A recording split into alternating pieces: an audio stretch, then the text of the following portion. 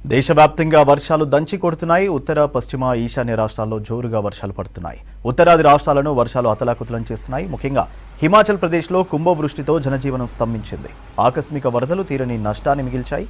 కులు, కాంగ్రా జిల్లాలో వరదల్లో కొట్టుకుపోయి 5గురు చనిపోగా మరో 5గురు గల్లంతయ్యారు. 250 మందిని రెస్క్యూ చేశారు అధికారులు. ఇక మరో 2 రోజుల పాటు 9 జిల్లాలకు ఆరెంజ్ అలర్ట్ ఇచ్చారు. ఉనా, బిలాస్పూర్, సోలాన్, షిమ్లా, సిర్మౌర్, కాంగ్రా, చాంబా, కులు, మండి జిల్లాల్లో భారీ వర్షాలు కురిసే అవకాశం ఉందన్నారు.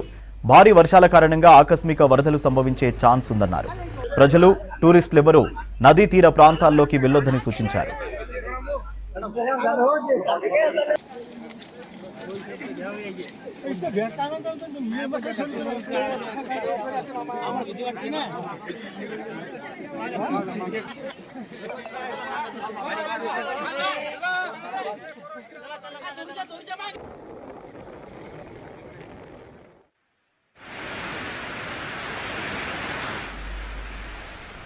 జమ్మూ కాశ్మీర్లోని ప్రధాన నదులన్నీ ఉధృతంగా ప్రవహిస్తున్నాయి. చీనాబ్ నదిలో వరద ప్రవాహం పెరిగింది. దీంతో Baglihar hydro electric power project నుంచి దిగువకు నీటిని భారీగా రిలీజ్ చేశారు అధికారులు.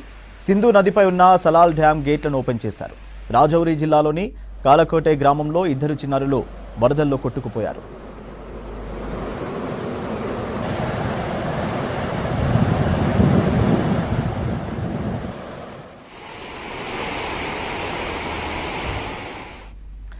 భారీ వర్షాలు గుజరాత్లో బీభత్సం సృష్టిస్తున్నాయి. వారం 10 రోజులుగా ఏకధాటిగా కురుస్తున్న వానలతో లోతట్టు ప్రాంతాలు జలమయమయ్యాయి.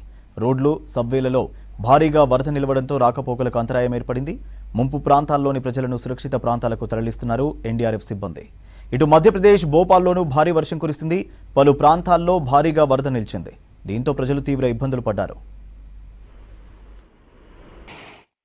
आप सभी लोगों ने देखा होगा कि चुनाव में पानी का स्तर बढ़ा हुआ है और एक आध इंसिडेंट भी डोडा के जिले में हमारे इसमें आया है, जिसमें कि कुछ लोगों को अपनी जान गंवानी पड़ी है।